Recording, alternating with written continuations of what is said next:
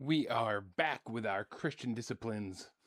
We are reading the text. One of my friends talk about how one of their favorite disciplines is just reading. And as we are going through the different disciplines, reading is just one of them we should do. So, this is what we do this week. Not just this week, but last week, maybe the week before. Was it the week before that too? I just think this is the third week in it. We are reading through Proverbs, and at this point, we're reading through about 4 chapters at a time. And so I think today and tomorrow should wrap up Proverbs for us. We are in Proverbs 24. So we're doing Christian disciplines. Christian disciplines are things that Christians do to grow closer to God. They look like interacting with the text in numerous ways. It looks like things like practicing the presence of God just daily in your life. It looks like Sabbath. It looks like reading like we're doing. It looks like different types of reading. It looks like all sorts of stuff. So we're just going through them individually to just see what they look like and invite you to join in with them. This week, as I said, we are reading. So let's get to reading of Proverbs. We're starting in chapter 24.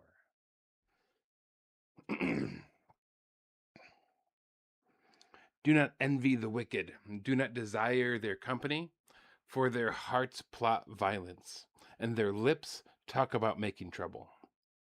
Saying 21. By wisdom a house is built, and through understanding it is established. Through knowledge its rooms are filled with rare and beautiful treasures. Saying 22. The wise prevail through great power, and those who have knowledge muster their strength. Surely you need guidance to wage war, and victory is won through many advisers. 23. Wisdom is too high for fools.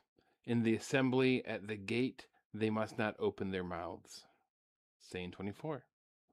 Whoever plots evil will be known as a schemer. The schemes of folly are sin, and people detest a mocker. Saying 25. If you falter in a time of trouble, how small is your strength? Rescue those being led away to death. Hold back those staggering toward slaughter. If I say, but we knew nothing about this, does not he who weighs the heart perceive it? Does not he who guards your life know it? Will he not repay everyone according to what they have done? Saying 26. Eat honey, my son, for it is good. Honey from the comb is sweet to your taste. Know that wisdom is like honey for you. If you find it, there is a future hope for you, and your hope will not be cut off. Saying 27. Do not lurk like a thief near the house of the righteous. Do not plunder their dwelling place. For though the righteous fall 7 times, they rise again. But the wicked stumble when calamity strikes. Saying 28. Do not gloat when your enemy falls. When they stumble, do not let your heart rejoice, or the Lord will see and disapprove and turn his wrath away from them. Saying 29. Do not fret because of evildoers, or be envious of the wicked, for the evildoer has no future hope, and the lamp of the wicked will be snuffed out. Saying 30. Fear the Lord and the king, my son, and do not join with rebellious officials. For those two will send sudden destruction on them, and who knows what calamities they can bring. Further sayings of the wise. These are also sayings of the wise. To show partiality in judging is not good. Whoever says to the guilty, you are innocent, will be cursed by people and denounced by nations. But it will go well with those who convict the guilty, and rich blessing will come on them. An honest answer is like a kiss on the lips. Put your outdoor work in order and get your fields ready. After that, build your house. Do not testify against your neighbor without cause. Would you use your lips to mislead? Do not say, I'll do to them as they have done to me. I'll repay them back for what they did. I'll pay them back for what they did. I went past the field of a sluggard, past the vineyard of someone who has no sense. Thorns had come up everywhere. The ground was covered with weeds, and the stone wall was in ruins. I applied my heart to what I observed and learned a lesson from what I saw. A little sleep, a little slumber, a little folding of the hands to rest, and poverty will come on you like a thief, and scarcity like an armed man. Chapter 25. These are more Proverbs of Solomon, compiled by the men of Hezekiah, king of Judah. It is the glory of God to conceal a matter, to search out a matter is the glory of kings. As the heavens are high and the earth is deep, so the hearts of kings are unsearchable. Remove the dross from silver, and a silversmith can produce a vessel. Remove wicked officials from the king's presence, and his throne will be established through righteousness.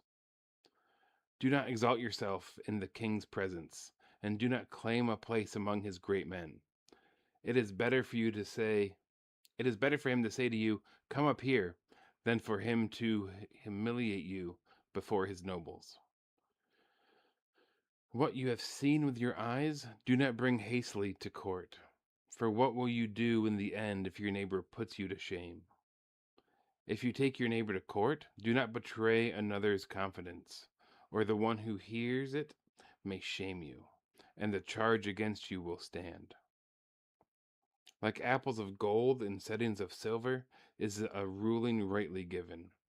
Like an earring of gold, or an ornament of fine gold, is the rebuke of a wise judge to a listening ear. Like a snow-cooled drink at harvest time is a trustworthy messenger to the one who sends him. He refreshes the spirit of his master. Like clouds and wind without rain is the one who boasts of gifts never given. Through patience a ruler can be persuaded, and a gentle tongue can break a bone. If you find honey, eat just enough. Too much of it, and you will vomit. Seldom set your foot in your neighbor's house. Too much of you, and they will hate you. Like a club or a sword or a sharp arrow, if one who gives false testimony against a neighbor, is one who gives false testimony against a neighbor.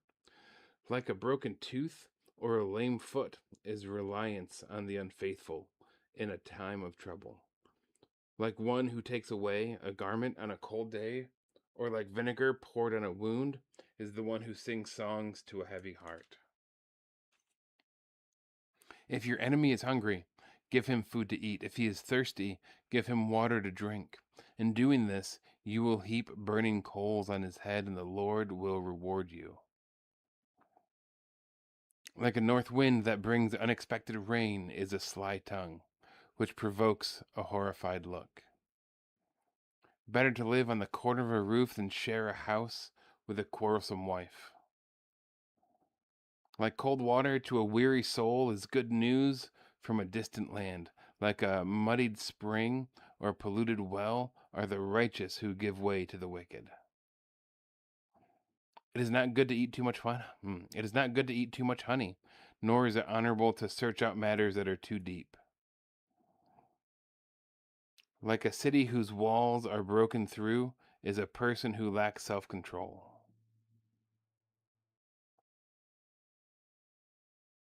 That's the end of the chapter. I think that's the end of that verse and doesn't tie into the next verse of the next chapter. Where is that? Verse 22. In doing this, let's see, if you're verse 21, if your enemy is hungry, give him food to eat. If he is thirsty, give him water to drink. In doing this, you will heap burning coals on his head, and the Lord will reward you. I heard a teacher talk about this, and he goes, if you were to do a search, about burning coals in Scripture, burning coals is always, maybe not always, but is often a discussion about the presence of God.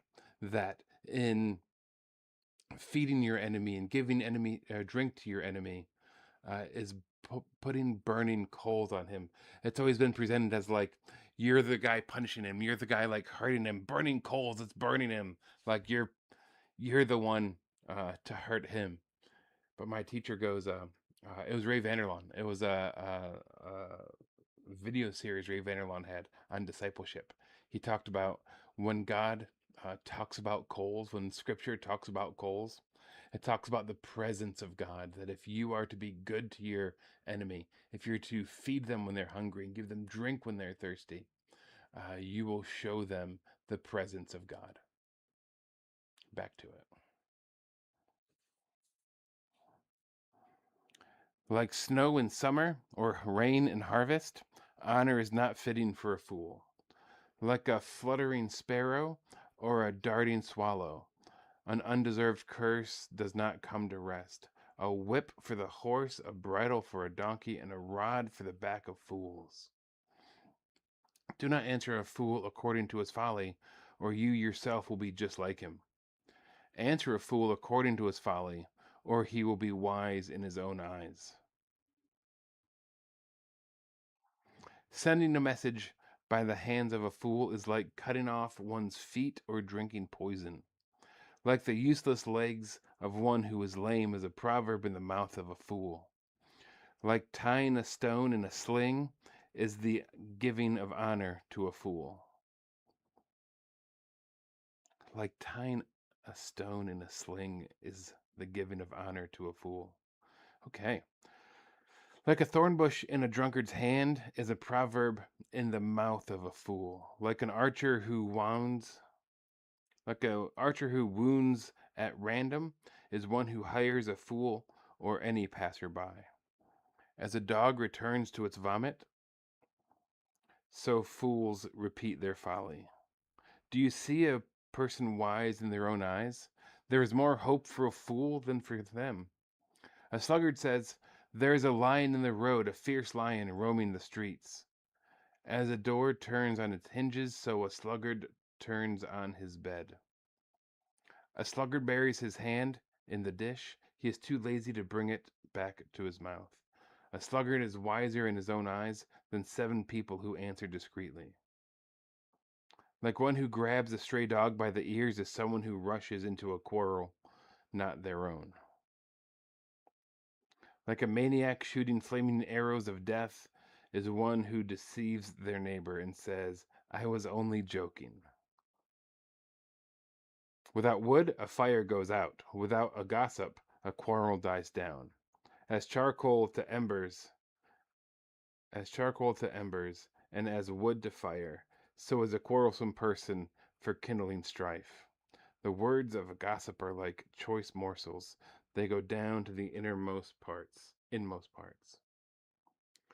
Like a coating of silver dross on earthenware are fervent lips with an evil heart. Enemies disguise themselves with their lips, but in their hearts they harbor deceit. Though their speech is charming, do not believe them, for 7 abominations fill their hearts. Their malice may be concealed by deception, but their wickedness will be exposed in the assembly. Whoever digs a pit will fall into it. If someone rolls a stone, it will roll back on them. A lying tongue hates those it hurts, and a flattering mouth works ruin.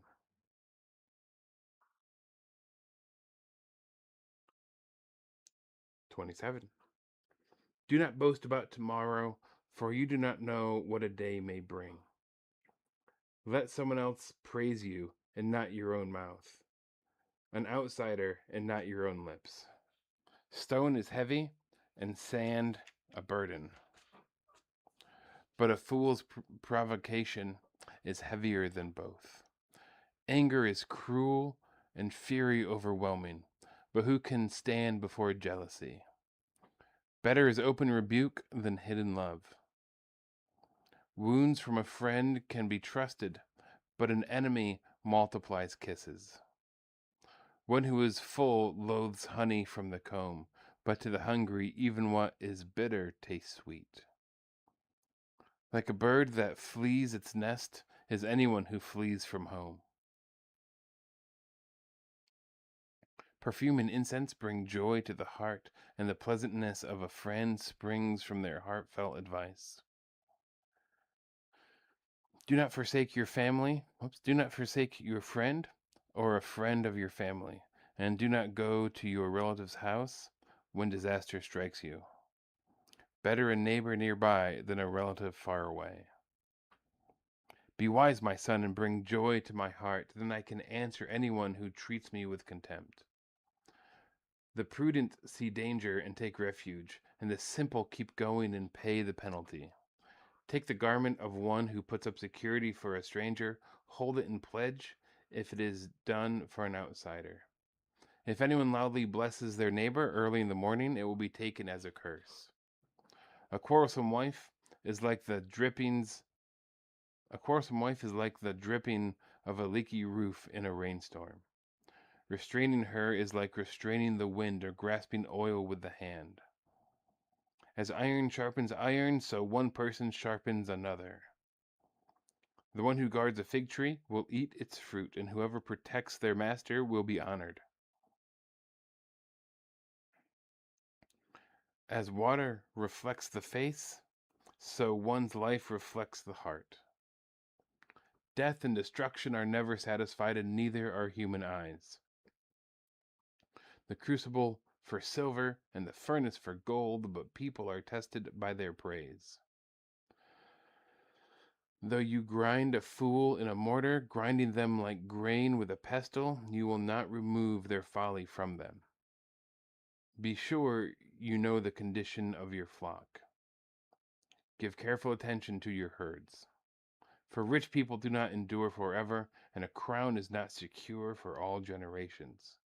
When the hay is removed and new growth appears, and the grass from the hills is gathered in, the lamb will provide you with clothing, and the goats with the price of a field. You will have plenty of goat milk. You will have plenty of goat's milk to feed your family and to nourish your female servants.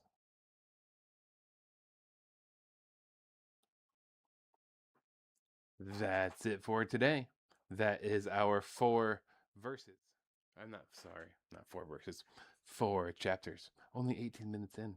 That's not long at all. Did I read too fast? I felt like I was reading fast. I tried to slow down. Uh, but that's it for now. Next time, probably tomorrow, we will read 28, 29, 30, and 31. Um, I think it'll be a good conclusion having 31. Uh, Proverbs has been rough to women. Maybe, maybe not. But I think it'll end well. So we will do that tomorrow. Otherwise, I will see you Sunday.